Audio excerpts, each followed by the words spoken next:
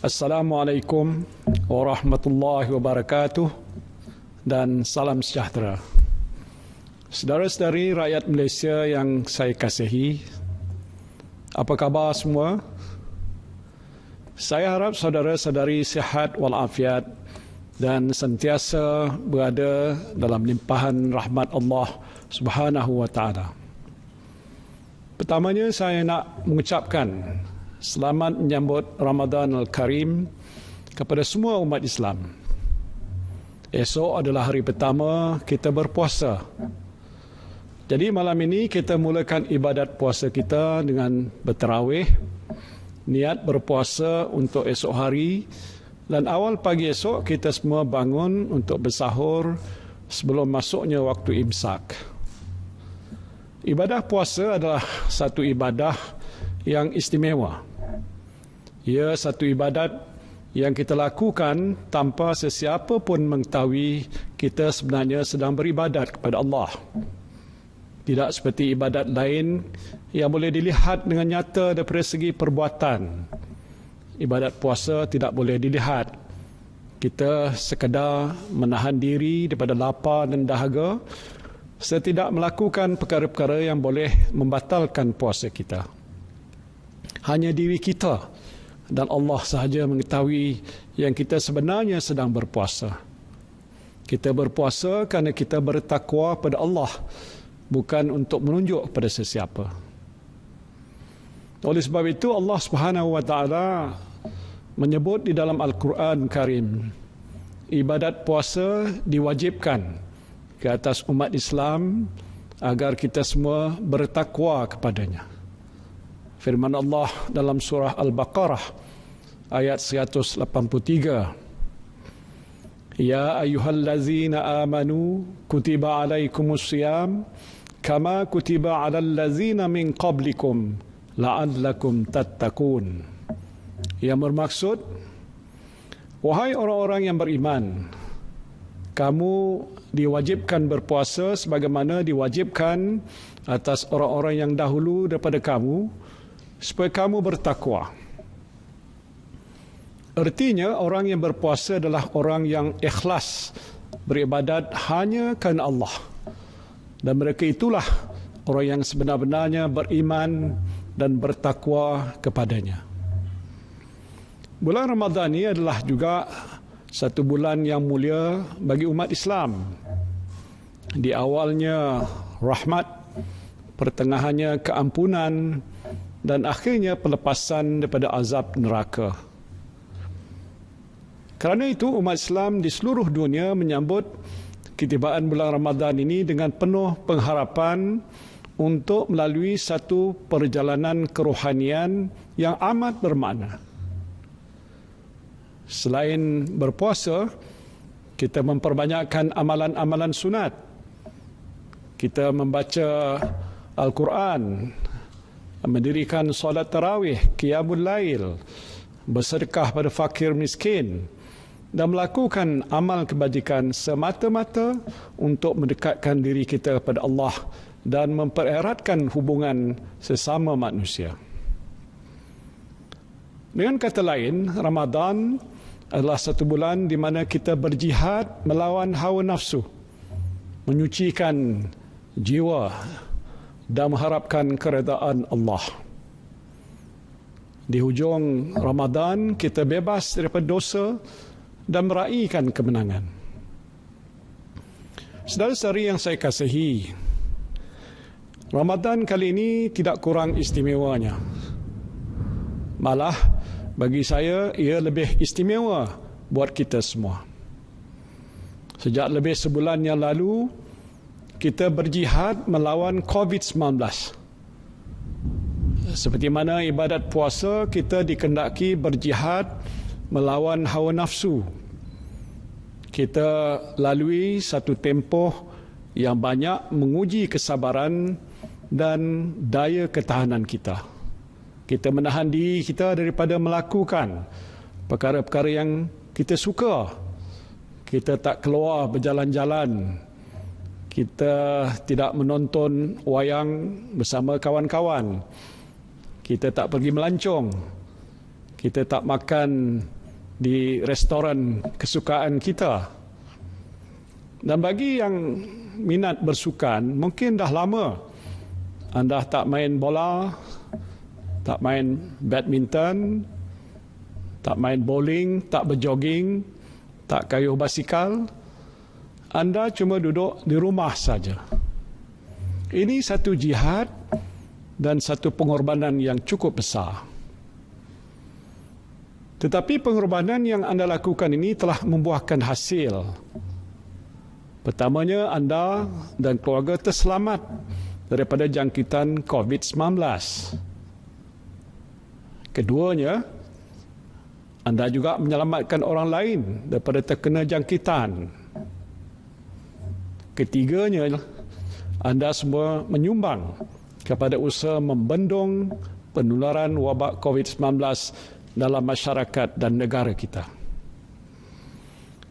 Hari ini kes-kes baru COVID-19 telah berkurangan dengan ketara. Daripada ratusan kes baru setiap hari di awal Perintah Kawalan Pergerakan dilaksanakan, alhamdulillah pada hari ini kita bersyukur kerana kes-kes baru telah menurun kepada puluhan kes sahaja. InsyaAllah dengan usaha-usaha yang sedang giat dilakukan oleh para frontliners kita dan disiplin anda semua mematuhi PKP, kita akan dapat mengurangkan lagi kes-kes baru COVID-19 ke tahap yang paling minima dan membendung sepenuhnya penularan wabak ini. Kita juga bersyukur kerana jumlah pesakit COVID-19 yang telah sembuh meningkat dengan ketara. Seramai 3,542 pesakit COVID-19 atau 63.2% daripada keseluruhan pesakit telah pun sembuh setakat ini. Saya harap dengan rawatan yang diberikan dan doa kita semua, maka lebih ramai pesakit COVID-19 akan sembuh dan dapat menjalani kehidupan seperti sedia kala. Sekali lagi kita bersyukur kerana negara kita merupakan antara negara yang mencatatkan kadar kesembuhan yang tertinggi di dunia. Dengan penurunan kes COVID-19 yang ketara ini, dan kita harap trend ini akan berterusan, kerajaan telah memutuskan untuk memberikan sedikit kelonggaran. Saya ulang, sedikit kelonggaran, bukan terlalu longgar. Pertamanya, pelajar-pelajar yang masih berada di kampus, yang mana di peringkat awal dahulu mereka tak dibenarkan pulang kerana keadaan masih belum menentu dan kita nak pastikan mereka ini selamat, insya-Allah boleh pulang ke rumah masing-masing sedikit masa lagi. Proses untuk membawa pelajar-pelajar ini pulang sedang pun dirancang oleh kerajaan dengan nasihat Kementerian Kesihatan. Jumlah pelajar yang terlibat adalah besar, iaitu hampir 100,000 orang. Jadi kita mesti rancang pergerakan mereka ini dengan teliti untuk pastikan ianya teratur dan tidak menyebabkan risiko jangkitan. Dan sebelum mereka ini dibenarkan pulang, semua pelajar ini akan dipastikan benar-benar sihat dan tidak mempunyai gejala COVID-19. Pada anak-anak kita yang berada di kampus, insya-Allah dalam tempoh yang tak berapa lama lagi, anda semua boleh pulanglah ke pangkuan keluarga masing-masing. Butiran terperinci mengenai pergerakan pulang ini akan diumumkan oleh kerajaan dalam masa yang terdekat. Jadi kepada ibu bapa, sabar dulu. Beri sedikit masa pada pihak kementerian yang berkaitan untuk menguruskan perkara ini. Saya tahu anda semua agak rindukan anak masing-masing.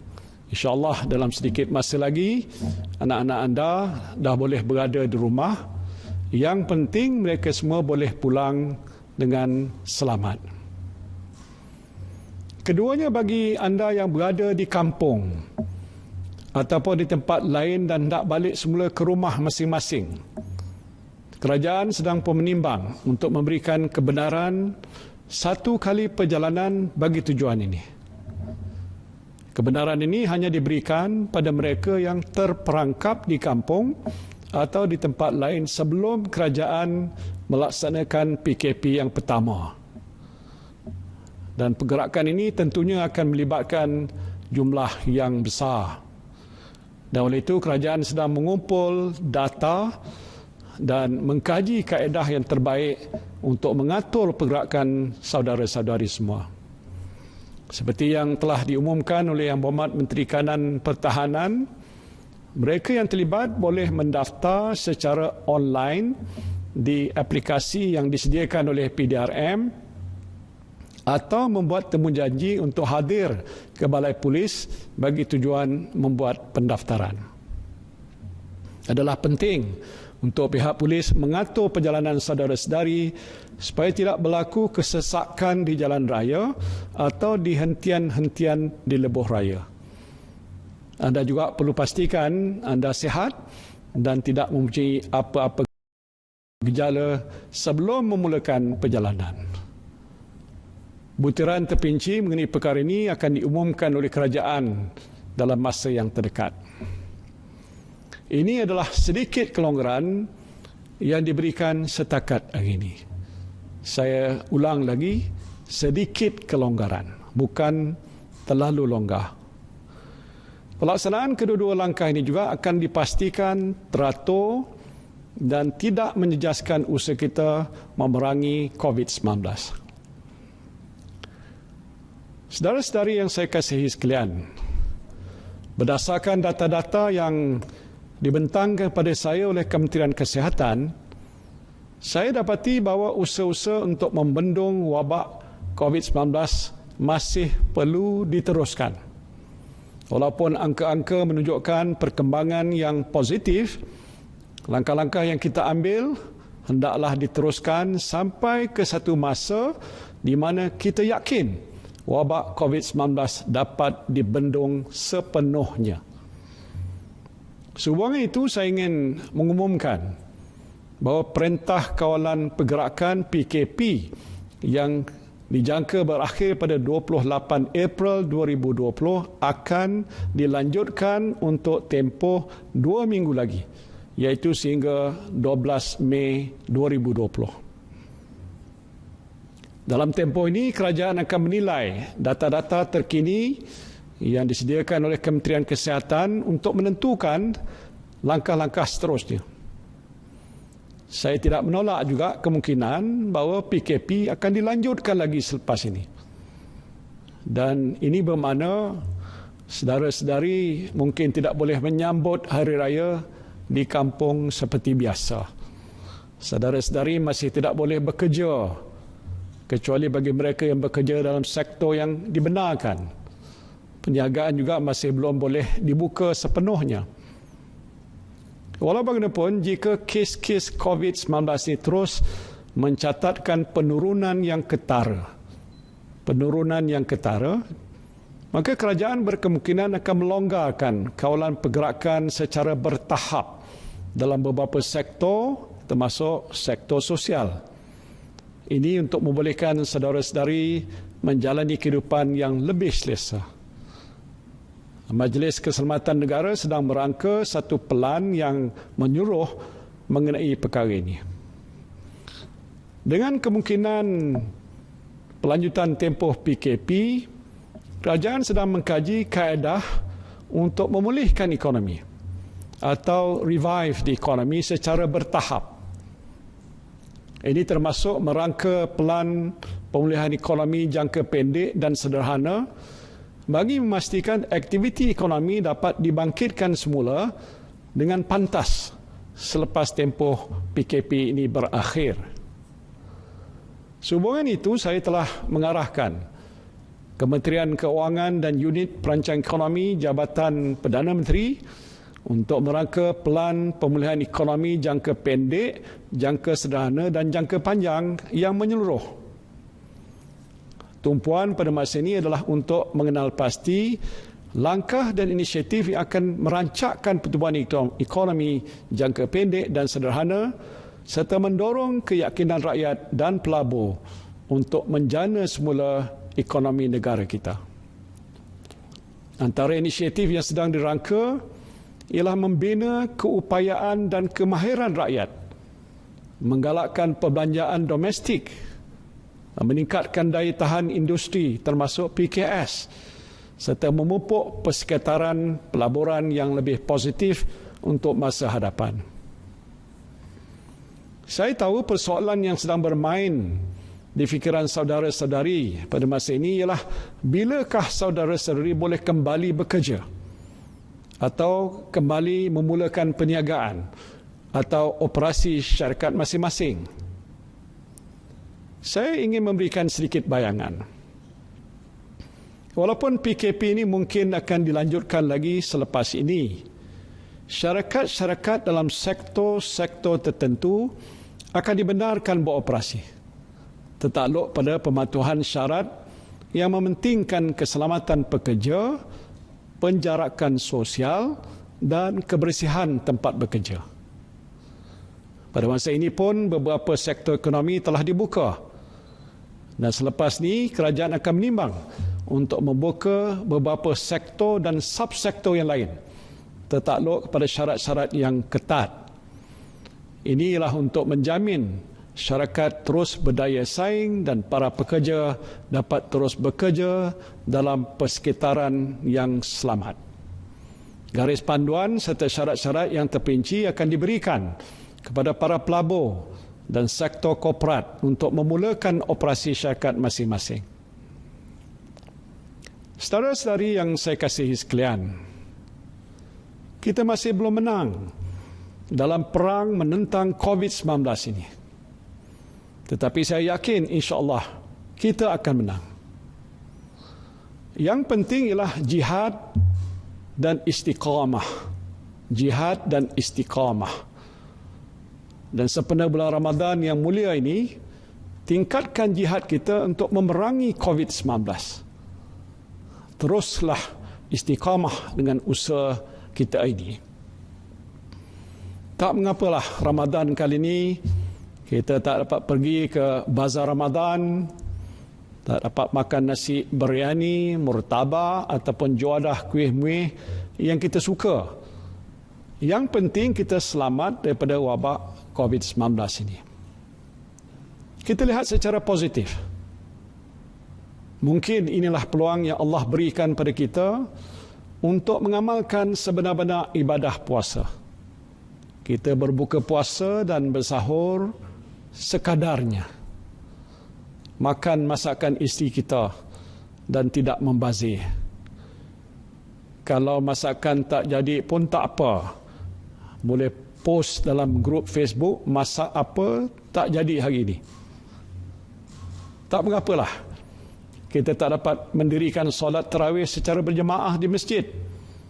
Mungkin inilah juga peluang yang Allah Subhanahu Wa Taala berikan pada kita untuk berjemaah bersama keluarga di rumah. Jika tidak sekarang, bila lagi kita jadi imam, anak dan isteri kita jadi makmum. Dan insya-Allah ganjaran pahala dan barakah yang kita terima tidak kurang besarnya. Apa yang penting kita lalui jihad ini bersama-sama. Seperti bulan Ramadan, di akhirnya adalah kemenangan buat kita semua dalam melawan hawa nafsu kita. Kita berdoa ke hadirat Allah Subhanahu Wa Taala. Mudah-mudahan di akhir jihad kita melawan COVID-19, kita juga akan diberikan kemenangan, kesihatan dan keselamatan daripada wabak penyakit ini. Mudah-mudahan bulan Ramadan yang mulia ini akan membawa rahmat kepada kita semua.